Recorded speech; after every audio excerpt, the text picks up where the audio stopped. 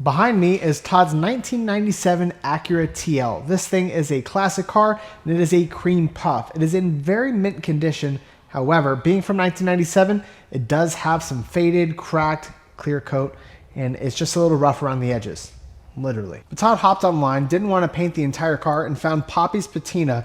Now this is actually a clear coat application process where you mix your own clear coat, you sand it down and prep it in a kit, and then you apply this clear coat on top to give it that nice, perfect clear coat finish again. 2 days ago, Todd and I spent an hour fully prepping and applying this Poppy's Patina clear coat on there, and now we can go ahead and take a look at the final results as it is fully cured. As we can see, we definitely did preserve a lot of the patina, and that was not our intention when it came to restoring this paint. The directions did say we might have to sand down some of the more harsher burn clear coat areas with 600 grit sandpaper. However, we did not do this. Mainly because in the videos and examples they were using, there was similar clear coat burn in just like this. They wiped on the clear coat and a lot of that stuff went away. However, ours is just now encapsulated underneath, kind of like Han Solo.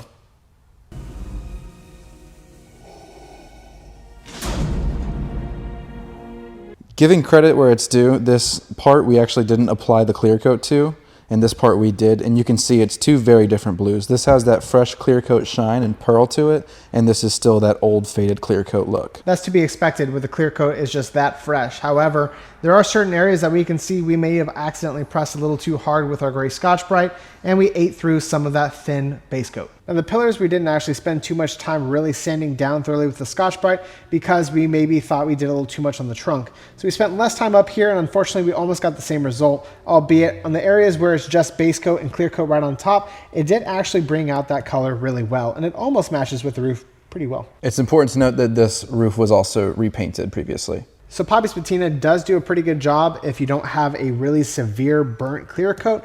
However, there is really not a lot of room for error when it comes to doing this stuff. Obviously, I think you would have to do another wet sanding on top of this to really smooth out this clear coat finish again, because it was just applied with a microfiber pad. All in all, this was a bit of a temporary solution to help restore the paint on this car. Stay tuned to see exactly how we end up fixing this paint once and for all. Follow for more.